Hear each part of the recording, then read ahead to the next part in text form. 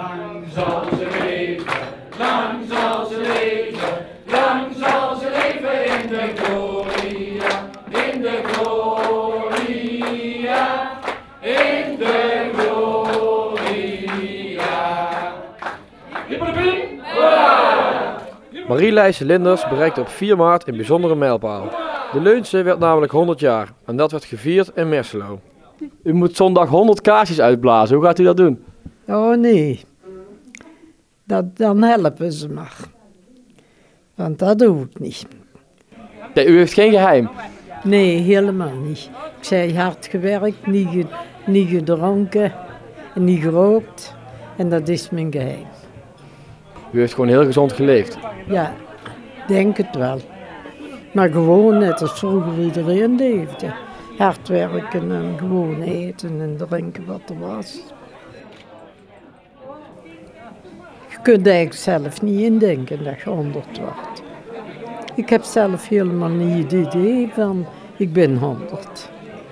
Ik kan nog redelijk goed lopen en ja, hierboven werkt het nog zo'n beetje.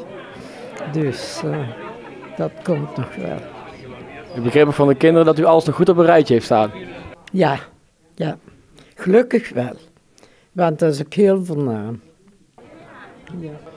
Ondanks haar hoge leeftijd is mevrouw Lijse Linders nog erg actief bij dagbesteding aan de Singel. Daar brei ik en daar helpen ze me wat. Ja, wat spelletjes doen na de middag.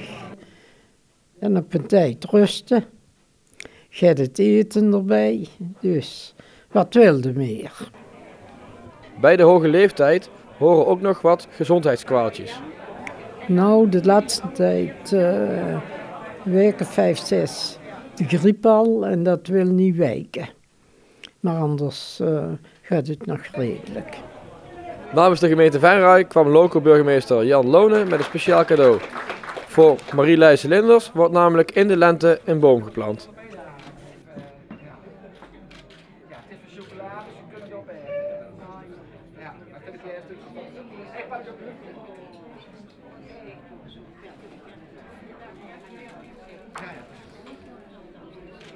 En een bloem. Ja. Nou, maak het voor.